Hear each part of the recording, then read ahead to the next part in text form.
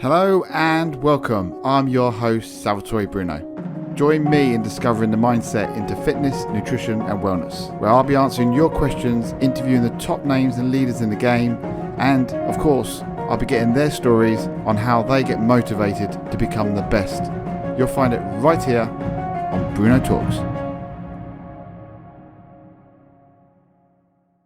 Hello and good day to you all. So today I'm going to be discussing about the challenges that I did in last year and the one that I did this year and the mindset against the body side of things. Now, when I'm talking about that second wind. Now, what I mean by that is not, I'm not talking about gas. I'm talking about essentially the moment where your body is sending your mind a message to say it's had enough. And then you then send a message from your brain back to your body to say, no, I'm not ready to give up, and you continue doing it. Now, these are quite a common thing that happens with endurance challenges, endurance athletes. And I just want to discuss a little bit more into detail about how, you can kind of overcome whatever challenges you may have.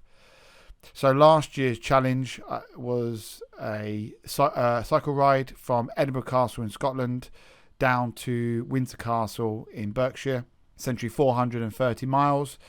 And I did this with zero sleep.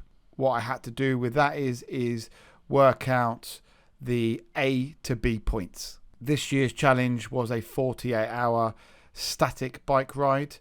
And this was broken down essentially into a time challenge.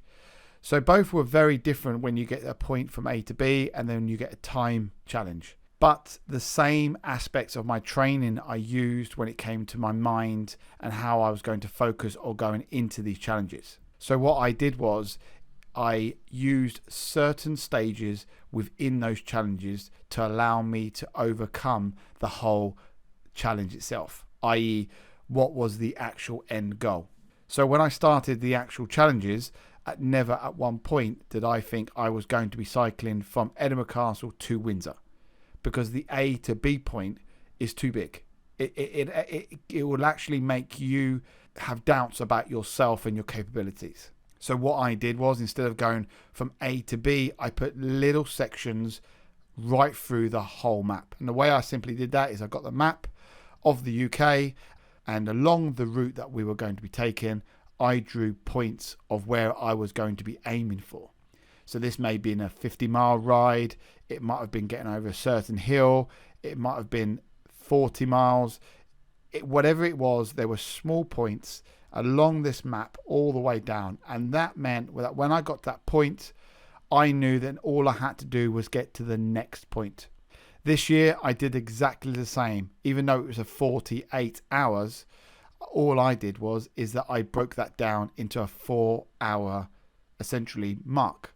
So from the moment I started, I didn't actually think that I was going to be cycling for 48 hours, because the whole idea would have given me so much doubt about my capability, because mentally, you can't get it into your head that you're going to be able to cycle for 48 hours.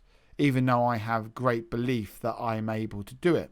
But your mind will want to play games, and it's once the negative thoughts go into your head that the whole 48-hour thing would have been too much. So all I did with it once again was I put 4-hour breakers in, and I knew that at those 4-hour breakers we would essentially get my food, and that would be kind of like a reward, knowing that all I got to do again is now cycle for another 4 hours.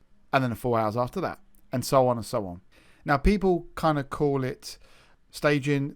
You can call it different things, whatever you feel more confident doing. So it doesn't matter if you're doing a 5K run, you're doing a full marathon, you're doing a cycle challenge, whatever even if you're doing cardio for the very first time, and you're going to be doing 40 minutes on the treadmill or 40 minutes on a cross trainer. Don't look at it as 40 minutes on the treadmill. Break it down into 5 minutes if you want, 10 minutes. If you're doing a 5K park run, then look at it as certain points around the park that you need to aim for. So you need to aim for that tree, or you need to aim for that bench. Break it down, and this will allow it to make the overall goal a lot easier to achieve.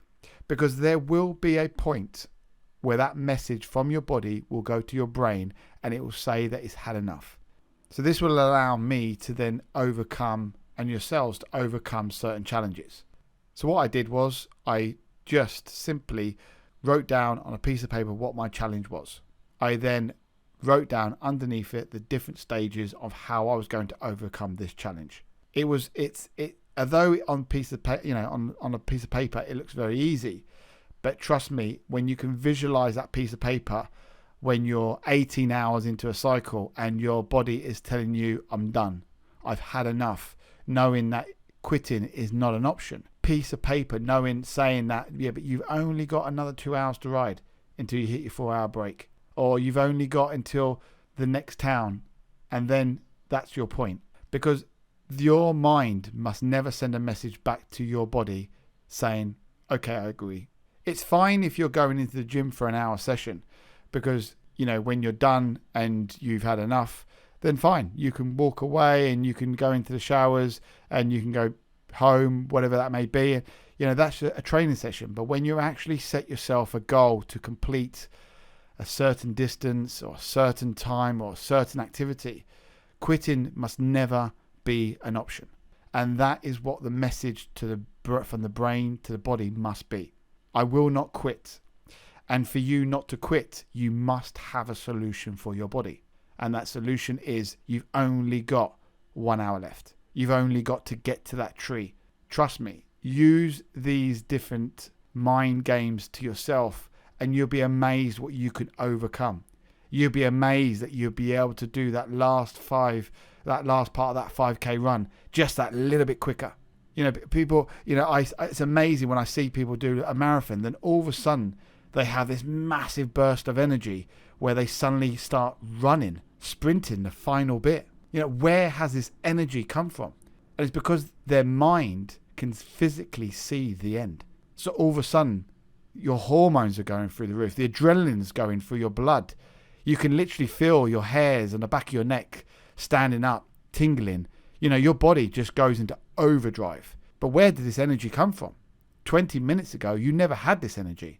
But all of a sudden, boom, it's there. The second wind, it's there. It allows you to sprint to that finish line. And all I'm saying is, why use it just for that finish line? Use it along the way. The energy and your body will continue to do it.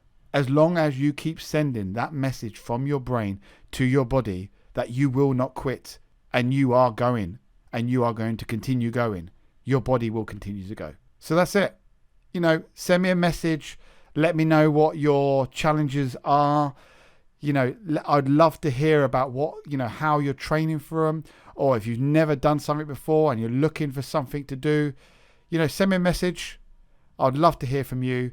And that's my message for you guys today. So give it a go.